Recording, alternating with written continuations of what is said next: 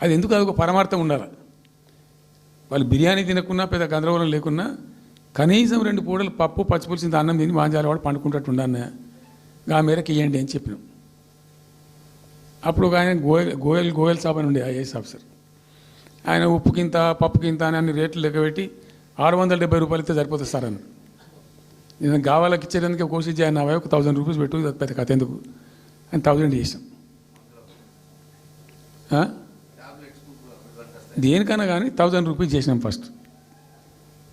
Second term నేను ప్రకటించిన, మళ్ళీ మేము గెలిపించుకొని ఈసారి గెలిస్తే వెంటనే 2000 రూపీస్ చేస్తామని చెప్పాను.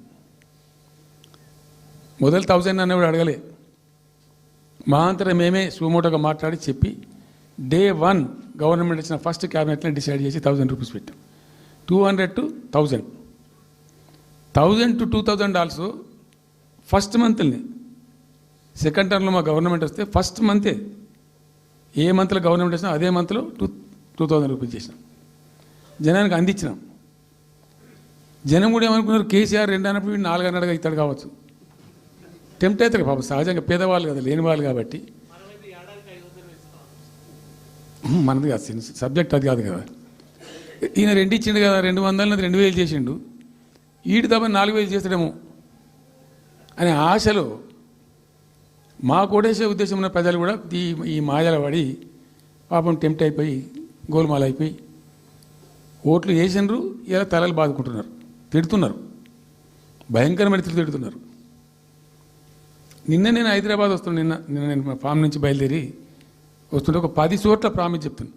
10 ప్లేసెస్లో పక్క పండు వచ్చుకోగానే కార్లో కూర్చున్నాడు, 2 స్టీరింగ్ ఇచ్చిపెట్టి 2 చేతులు మీదకి పెట్టిండు. బాస్ మళ్ళీ మనం జల్దీ రావాలి, మనమే వస్తున్నాము, నెక్స్ట్ మనమే ఆయన దుంకుతున్నాడు.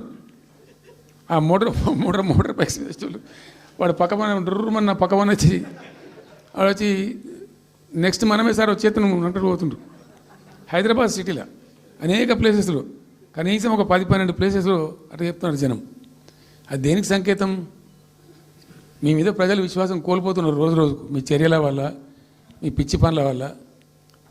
ఇంకోటి ఏంది, మీరు చేసే చర్యలు ఎట్లున్నాయి? మొత్తం రియల్ ఎస్టేట్ బ్రోకర్ దందానేనా? ఫార్మాసిటీ ఎందుకు వచ్చిందండి? ఫార్మాసిటీ మా ప్రభుత్వం ఎందుకు వచ్చింది pharma city? Why did we bring pharma city at all? అనుకోకుండా కొన్ని ప్రాంతాలకు, కొన్ని రాష్ట్రాలకు కొన్ని సందర్భాలు కలిసి వస్తాయి. భారత ప్రభుత్వం ఆనాడు ఉన్నటువంటి నెహ్రూ గారి ప్రభుత్వంలో ఈ ఫిలకు వ్యాధి, కలరా వ్యాధి వ్యాపించి ప్రజలు ముబ్బడిగా చచ్చిపోయేది. ఎట్లా అంటే దీనికి ప్రాపర్ మెడికేర్ లేదు, ఎక్కడికక్కడ లోకలైజ్డ్ ప్రొడక్షన్స్ ఉండాలని చెప్పి ఐడిపిఎల్స్ అని పెట్టిండ్రు, కొన్ని కీలక రాష్ట్రాలలో పెట్టిండ్రు. అందులో మన అదృష్టంకు ఆ టైంలో హైదరాబాద్ కూడా ఐడిపిఎల్ వచ్చింది. ఐడిపిఎల్ యొక్క పుణ్యమా అని దాంట్లో నుంచి కొంతమంది నేర్చుకొని బయటకు వచ్చి, డాక్టర్ అంజిరెడ్డి కూడా ఐడిపిఎల్ ఎంప్లాయ్, బయటకు వచ్చి వాళ్ళు స్వయంగా పెట్టి చాలా విస్తరించారు, చాలా అంటే చాలా విస్తరించారు. ఆయన దగ్గర అంజిరెడ్డి దగ్గర పనిచేసిన కూడా బయటకు వచ్చి వాళ్ళు పెట్టుకొని వాళ్ళు విస్తరించారు. ఇట్లా ఏమైపోయింది, Hyderabad has become a medical hub, pharma hub. ఒక ఆయన వచ్చి నాకు డబ్బులు బాగున్నాయి కాబట్టి నేను 10,000 కోట్లు పెట్టి పరిశ్రమ పెడతాను, నడవది, ఎడబడతా అంటే పెడతా అంటే దానికి ఎక్కువ కావాలి. అంటే ఆ ఎంప్లాయీస్, ఆ టెక్నీషియన్స్, ఆ కథ కార్ఖానా ఎక్కడైతే ఉంటుందో అక్కడ సక్సెస్ అవుతుంది. అట్లా ఏమైంది, ఫార్మా యొక్క ఎక్కువ బిల్డ్ అయింది హైదరాబాద్లో. ఫార్మా యొక్క ఎక్కువ బిల్డ్ అయిన ద్వారా చాలా ఇబ్బడి ముగ్గడిగా కంపెనీలు వచ్చినాయి ఇక్కడ. అసలు 1/3 వరల్డ్కు మన జినోమ్ వ్యాలీ నుంచే వ్యాక్సిన్ సప్లై అవుతుంది. ఇలా 1/3 of the world Hyderabad genome valley నుంచే వ్యాక్సిన్ సప్లై అవుతుంది. అట్లా ఎప్పుడో ఉన్న బయాలజికల్ ఈవెంట్స్ ఆ రాజుగారు స్థాపించారు ఆ కాలం 104 సంవత్సరాల క్రితం నిజాం పీరియడ్లో. అట్లాంటి కంపెనీలు వస్తూ వస్తూ వస్తూ వస్తూ వస్తూ Hyderabad has become a best destination for pharma. అయితే ఏమవుతుంది, ఆ రసాయనిక వ్యర్థాలు ఏవైతే ఉంటాయో అవి కొద్ది కారకాలు ఉంటాయి, ఇబ్బందులు కలిగిస్తాయి. మన హుస్సేన్ సాగరే కాలుష్యమయమైపోయి గబ్బు వాసన వచ్చే పరిస్థితి ఉండేది, మనం అందరం కూడా చూసినాం.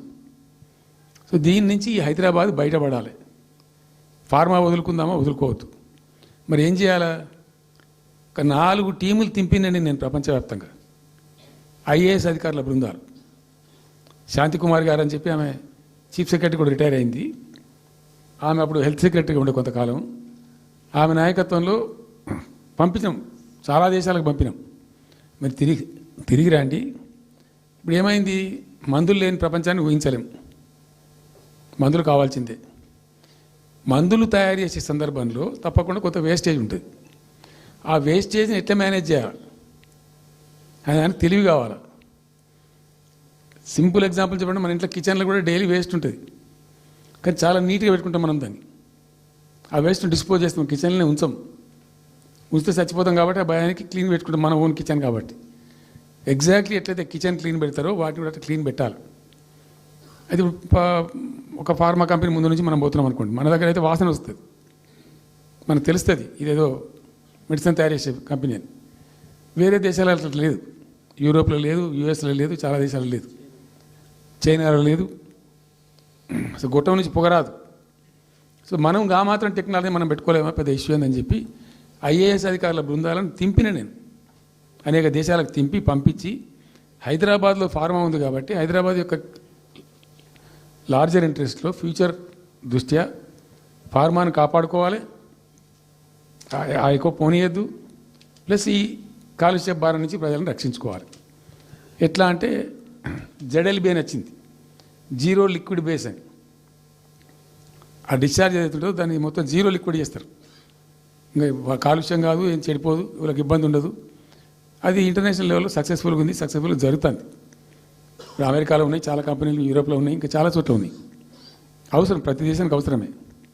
అయితే మనం ఆ సిస్టమ్ పెట్టుకోవచ్చు కదా అని చెప్పి ఒక ఫార్మా యూనివర్సిటీ కూడా పెడదాం దాంట్లో అని చెప్పి ఫార్మా ఇండస్ట్రీ తెచ్చినాం. 2 హెలికాప్టర్లు తీసుకొని ఆ ఫార్మా బిజినెస్ మెన్ ఎవరైతే ఉంటారో వాళ్ళని నేనే స్వయంగా పెట్టుకుని పోయి ఆ ముచ్చర్ల అక్కడ పోయి తీసుకుపోయి చూపించి ఈ ప్లేస్ బాగుంటుంది కదా అంటే బాగుంటుందని చెప్తే దాన్ని ఫైనల్ చేసి చాలా కష్టపడి 5-6 సంవత్సరాలు పర్సూ చేసి రైతాంగంతో ఘర్షణ పడకుండా ఒక 20,000 ఎకరాలు పెట్టుకొని చేస్తే 14,000 ఎకరాల పైచీలకు 14,000 నెట్ వచ్చింది ప్రభుత్వానికి. 14,000 acres already acquired by government. చాలా ఎంఓయూలు జరిగినాయి, అన్నీ జరిగినాయి. మన లోకల్ వాళ్ళు రెడీ ఉండి. అయితే పర్టికులర్లీ జీడిమెట్ల, చర్లపల్లి వీళ్ళు ఏమన్నారంటే, సార్ మాకు ఆల్టర్నేటివ్ స్థలం మంచిగా ఇస్తే మేము అక్కడికి వెళ్ళిపోతాం, ఈ బాధ మాకెందుకు, ప్రజలతో కూడా ఈ బదనాం ఎందుకు, ఆడ పెట్టుకుంటాం. పెట్టి కామన్ అఫ్లియంట్ ప్లాంట్స్ పెట్టి ఒక ఐఏఎస్ అధికారిని పెట్టి దాన్ని ప్రభుత్వ నిఘాలోనే ఈ రసాయనాలు వ్యర్థాలను ఇష్టం వచ్చినట్టు వెట్టుబడితట్టు పంపకుండా ఆ నియంత్రణలో జరగాలని చెప్పి పెట్టుకున్నది ఫార్మాసిటీ. దానికి ఎన్వైరాన్మెంటల్ క్లియరెన్స్ కూడా వచ్చింది. కేంద్ర ప్రభుత్వాన్ని ఒప్పించి ఎన్వైరాన్మెంటల్ క్లియరెన్స్ తెచ్చినాం. హైదరాబాద్ మొత్తం ఫార్మాను ఒకటే దగ్గర తీసుకుపోయి పెట్టాలి, ఆడ ఫార్మా సిటీ కట్టాలి, అక్కడ పనిచేసే ఎంప్లాయీస్ కూడా పొద్దాకి ఇటు అటు తిరిగేటువంటి అవసరం లేకుండా మంచిగా బ్రహ్మాండమైన సిటీ రావాలి, వచ్చే సిటీకి కావాల్సినటువంటి ఆల్ ఇన్ఫ్రాస్ట్రక్చర్ రావాలి అని చైనాలో నేను చైనా పోయినప్పుడు చూసినట్టు అది 70,000 ఎకరాల వాళ్ళది, చాలా హ్యూజ్ ఫ్యాక్ట్. మనకి ఒక 20,000 ఎకర్స్ అయితే మస్తు అవుతుందని చెప్పి మేము తీసుకొని చేసినాం. మెడికల్ కాలేజ్ కూడా మంజూరు చేసినాం ఆ పక్కనే, వీటన్నిటి దృష్ట్యా పెట్టుకొని. అంటే మేము ఒక పద్ధతి పెట్టుకొని దాన్ని ఒక సిస్టమేటిక్గా చేసినాం. చేస్తే ఇప్పుడు దాన్ని ఏందండి దందా, ఏదైనా చేసి దాన్ని నమ్మకదొబ్బ అన్న. ఏం జరుగుతుంది రాష్ట్రంలో? ఫ్యూచర్ సిటీ, తొక్క సిటీ, ఎవరికి కావాలి నీ ఫ్యూచర్ సిటీ నాకు అర్థం కాదు. నువ్వు పెంచినావు హైదరాబాద్ను, ఎవరు చేసిన హైదరాబాద్ సిటీ? ఇంత వైబ్రాంట్ సిటీ ఎక్కడికి వచ్చింది? ఓ 400 సంవత్సరాల చరిత్రతోని దీనికంతా ఒకటి బ్రోది జరిగి ఆటోమేటిక్గా పెద్ద సిటీ అయింది. అట్లా అన్నీ కావు, అందరికి కావు. ఎన్ని రాష్ట్రాలకు ఉన్నాయండి? బెంగాల్ కలకత్తా ఉంది, మహారాష్ట్రకి ముంబై ఉంది, మనకు హైదరాబాద్ ఉంది, కర్ణాటకకు బెంగళూరు ఉంది, తమిళనాడుకు మద్రాసు ఉంది, ఢిల్లీ కోర్స్ ఢిల్లీ. వేరే రాష్ట్రాలకు లేవు కదా, 28 రాష్ట్రాలకు ఉండయి. సో ఇంత మహానగరం నిర్మితమైంది. ఈ నగరం యొక్క భవిష్యత్తును దృష్టిలో పెట్టుకొని పెట్టిందే ఫార్మాసిటీ. ఈ సిటీ మొత్తం గబ్బులు వేసిపోవాలి, ఇక్కడ దాంతో నువ్వు తీసుకుపోయాలి ఫ్యూచర్ సిటీ, తోక సిటీ. ఏందన్నట్టు ఇది? అన్ని దిక్కుమాలిన పాలసీలు, రియల్ ఎస్టేట్ బ్రోకర్ దందా, తప్పితే ఇంకోటి లేదు, అన్నీ కనబడతాయి మనకు. మీరు పరిశీలనగా చూస్తే పూర్తిగా చూస్తే అసలు చాలా గందరగోళం. గురుకుల పాఠశాల విద్యార్థులు చచ్చిపోతారండి. ఇప్పటికి 120 మంది విద్యార్థులు చచ్చిపోయారు. గంత నియంత్రణ లేదా, గంత తెలివి లేదా? ఒక గట్టి అధికారిని పెట్టి గట్టి చర్య తీసుకోరాదా?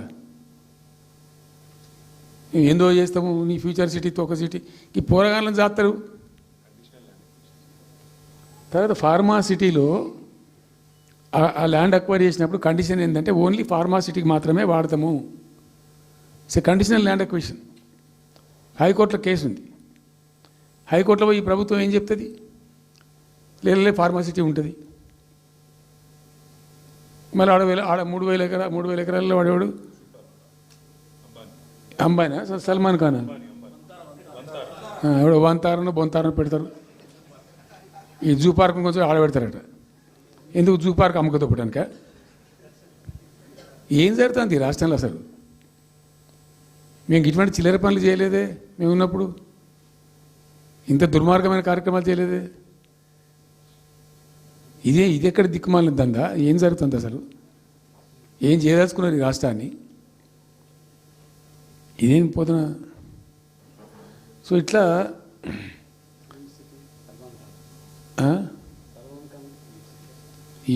అది ఏందో. నేను ఒక్కటే మాట్లాడుతున్నానండి. బిజినెస్ మీట్ పెడతాం, ఎంఓయూలు చేసుకుంటాం. ఏ ప్రభుత్వం చేయాల్సిందే. అడ్డగోలు జమాబంది దానికి లెక్కలేని కథ అంటే ఏందన్నట్టు. ఒక హైప్ క్రియేట్ చేసుడు,